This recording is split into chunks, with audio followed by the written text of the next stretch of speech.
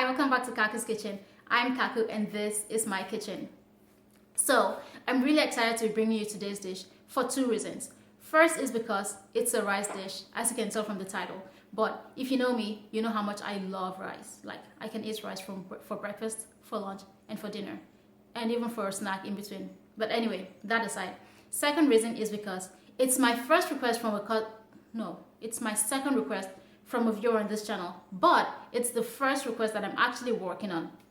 So when I got the request from Jim Flat 6 to make coconut rice, I said yes, definitely.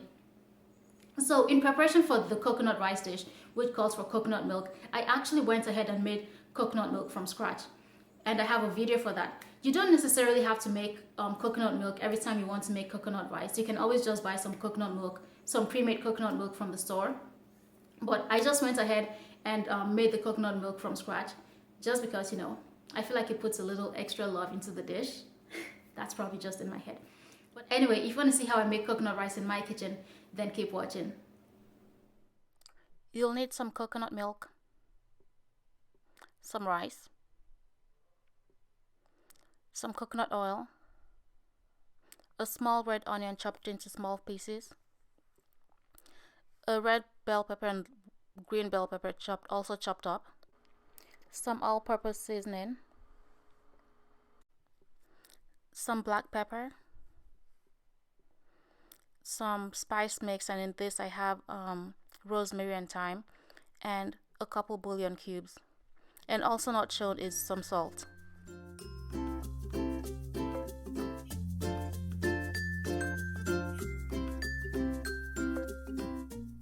To start off, you fry some of the coconut oil, and I think I used 2 spoons of coconut oil.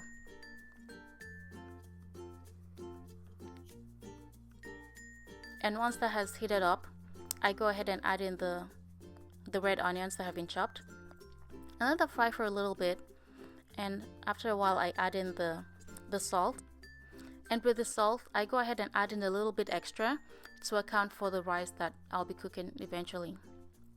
And I let the onion and salt fry for a while, and then add in the red and green chopped bell peppers. Stir that in and just let it fry for another couple minutes.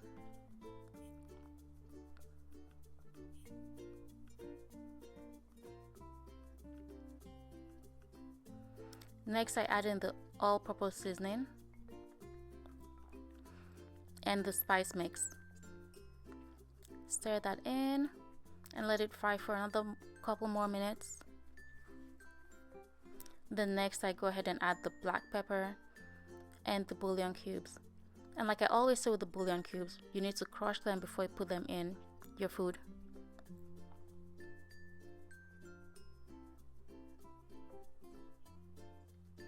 Stir that in and let that fry for another 5 minutes, I would say. And once that has fried for a while, I go ahead and add in the rice and then mix everything in just to make sure that all of the rice is coated with all of the goodness that's in the pot. Mix it in really well.